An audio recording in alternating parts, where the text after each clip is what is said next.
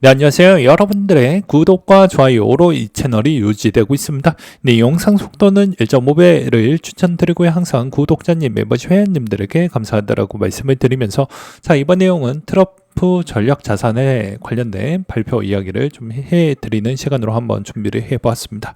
같이 한번 보도록 하시죠.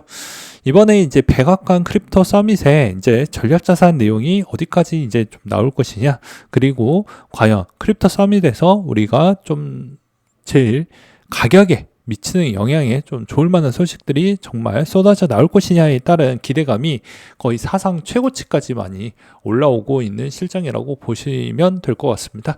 그 이유는 나스닥이 어느 정도 조정이 나와도 그래도 가격이 좀 방어하고 오히려 반등이 나는 형태가 나왔고요. 대부분 알트코인 부분이 진짜 충격적으로 좀 많이 떨어졌음에도 불구하고도 다시 어느 정도 가격만큼은 또 회복을 해 주었기 때문입니다. 그렇기 때문에 이번 시점에서 누구나 서밋에 따른 기대감이 상당히 높다라는 걸 알 수가 있을 것 같고요. 그 다음으로 이제 보게 되면 블랙록의 비트코인 ETF 3개월 만에 최고 거래량을 기록을 해주고 있다라고 합니다. 이번에 이제 비트코인에 따른 또 ETF 동향도 좀 중요할 것 같은데요. 저번에도 이야기를 했지만 여기에서 최소 못해도 가격이 어느 정도 좀 방어가 될 거라고 하면 오히려 팔지 않는 물량 정도까지만 물량이 줄기만 해도 그래도 가격은 어느 정도는 방어가 된다라고 보시면 될 것 같습니다. 그래서 ETF 물량에 따른 수급은 조금 붙기는 했지만 그렇게 많이 붙지는 못했고요. 이런 점은 이제 아이비트 빼놓고는 거의 이제 거래량이 좀 많이 줄어들고 있는 추이다, 이렇게 보시면 될 것 같습니다. 그래도 이제 매도 물량에 따른 거래량이 늘어나지 않는다라는 건 긍정적으로 좀 볼 수가 있게 될 것 같습니다. 그래서 실질적으로 정말 서밋에 기대감이 만약에 있었다고 하면 지금부터 또는 이 전략 발표가 나오고 난 뒤부터는 좀 ETF의 유입 비중이 좀 많이 단기간에 오르지 않을까, 그러면 가격도 또 쉬지 않고 올라갈 가능성도 충분히 있다고 합니다. 물론 이제 모든 전문가가 뭐 긍정보다 또 회의적이다 라는 의견도 있는데요.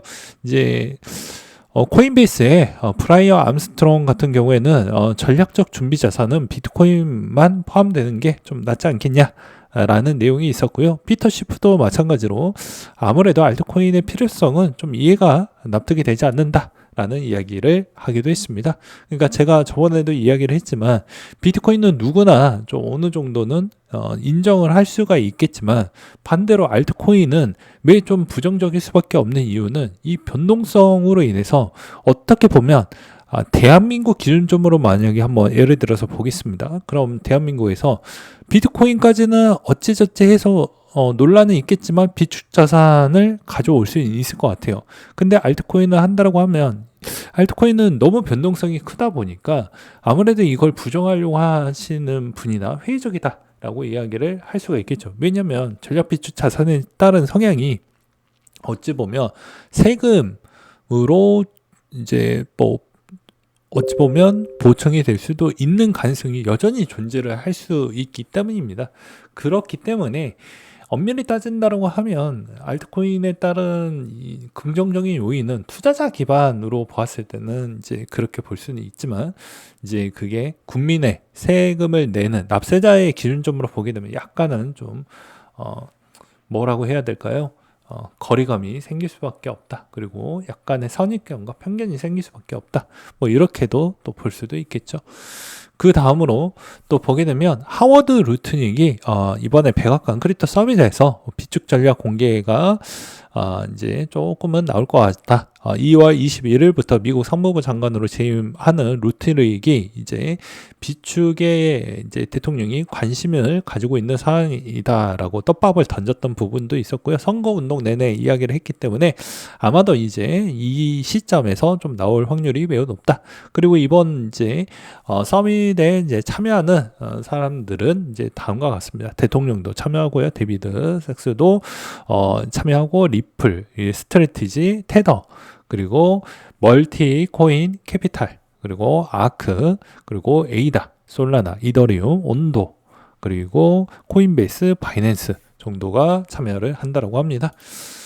그렇기 때문에 현 시점에서 이제 여기에 일단 걸쳐져 있는 쪽은 대부분 이제 뭐 차르 비중에서 어느 정도는 좀 영향력을 좀 줄 수는 있지 않을까라고 생각이 들고요. 그렇기 때문에 대부분 이런 알트코인들이 좀 가격이 잘 버텨주고 있는 실정이라고 보시면 될 것 같습니다. 그래서 알트코인들에 따른 추이는 여기에서도 알 수가 있을 것 같은데요. 대부분 비트코인에 따른 알트코인 도미넌스 추이가 어느 정도 계속 지탱을 해주고 있다라는 모습도 여전히 보여주고 있는 측면이 좀 있다라고 볼 수가 있게 되겠고요. 그 다음으로 이제 비트코인이 이제 M2 부분을 좀 봐야 될 것 같은데, M2의 기여율이 진짜 이번에 한 못해도 5월, 6월 달에 정말로 인하 가능성을 한번 보여줄 것인지 아닐 것인지에 따라서 이 화력은 여기서 좀 많이 올라갈 수 있는 가능성이 여전히 존재를 합니다. 그 대신 저는 뭐 제 생각은 아마도 120K는 돌파하기에는 좀 어렵지 않겠냐라고 보는 입장이 있긴 합니다. 그러니까 120K 이전에 좀 알트코인들이 순환 펌핑이 좀 많이 나와야 되지 않을까라고 저는 보고 있는 실정이고요.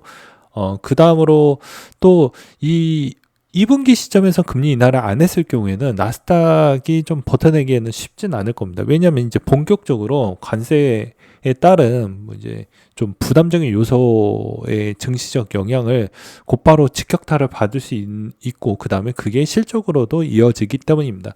그럼 지수가 못 가면 ETF에 따른 유입 부분이 받쳐주지 못하기 때문에 이런 좀 우려와 걱정 부분도 동시에 존재를 한다라고 말씀을 드릴 수가 있을 것 같고요.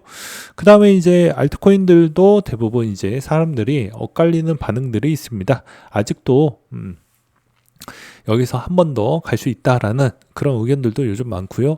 또 반대로는 아니다, 회의적이다라는 의견들도 꽤 많이 있습니다. 왜 그러냐면, 회의적이다라고 했던 이유가 랜더, 뭐 월드코인, 스택스, 옙토스, 뭐 기타 등등 마찬가지로 24년도 시즌 대비보다 오히려 좀 더 많은 조정이 이루어졌던 추이도 많이 있었기 때문입니다. 그렇기 때문에 이번에 정말로 이게 더 저 24년도를 좀 갱신하면서 갈 수 있을 만한 측면이 있을 것이냐. 저의 개인적인 생각은 아마 알트코인들은 몇 개 이렇게만 오르고, 그 다음에 나머지들은 평균의 단가 대비보다 뭐 많이 올라봐야 뭐 기존 대비보다 2배 정도가 최대치이지 않을까라고 저는 생각을 하고 있는 바가 될 것 같습니다. 그것도 이제 여러 가지 뭐 측면이 좀 있을 것 같은데요.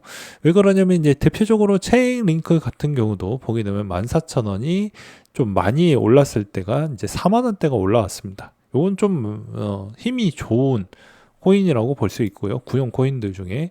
그리고 에이브도 좀 많이 올랐던 형태가 있는데, 잘 안 올랐던 코인들 추이를 본다라고 하면 400원이 이제 대부분 대충 한 2배 정도 올라갔던 추이가 있었습니다. 그래서 올라가는 건 틀린 건 아니다. 이제 알트 시즌 오면 좀 오르긴 하지만 내 코인이 정말로 그만큼의 있는 성적표가 나올 것인지를 좀 객관적으로 판단을 하실 필요성이 있다라는 겁니다. 누구나 동등하게 10배를 다 똑같이 나눠 가지면서 올라갈 수는 없다라는 것이죠. 그래서 여기서도 이제 내 코인이 정말 잘 될 코인인지 아닐 것인지, 또 승무수 패턴을 무엇으로 들 것인지에 따라서 결과물은 좀 달라질 수 있다라고 말씀을 드릴 수가 있을 것 같습니다.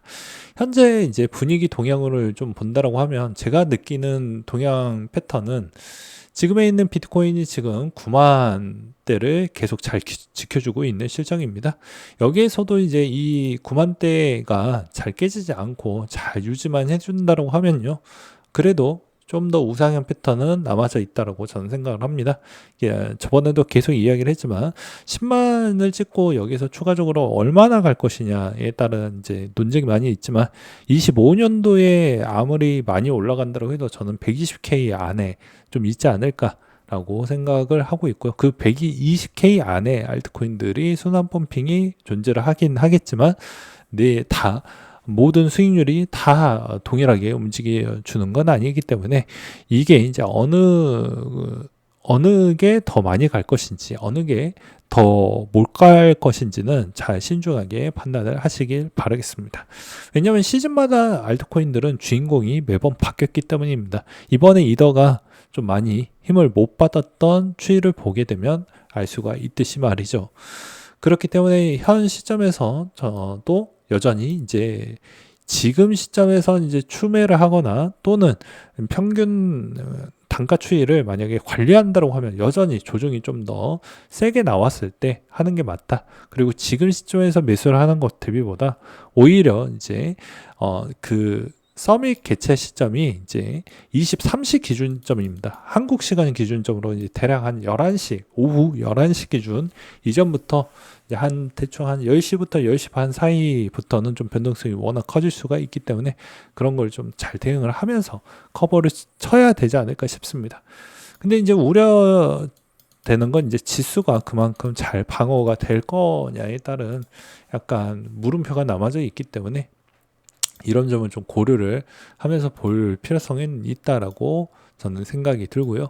그리고 또 또 보게 되면 분기마다에 따른 그 차트의 동향의 호재 내용도 좀 충분히 확인을 해야 됩니다. 이 말은 무슨 말이냐면 못해도 분기마다에 따른 이 전략 비중 자산에 관련된 내용이 나오거나 아니면 알트코인에 따른 규제적 완화나 확장성이나 이런 부분이 더욱더 체계적으로 나와야 된다는 것입니다.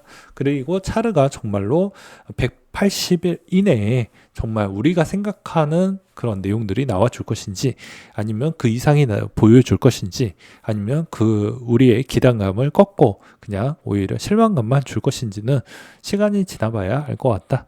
라고 저는 말씀을 드릴 수가 있을 것 같습니다. 그래서 현재 시점에서는 정말 알트코인들도 좀 더 폼이 올라온다라고 하면 솔라나에 있는 반등이 좀 더 세게 나와야 되지 않을까라고 저는 좀 지적을 하고 싶고요. 그 다음에 이제 두 번째로는 이 솔라나 부분의 대표적인 TVL도 좀 빨리 회복 추이와 그 다음에 종고의 TVA를 갱신을 해야 되는데 이런 점은 좀 어찌 보면 다소 아쉬운 부분은 있다라고 보여집니다.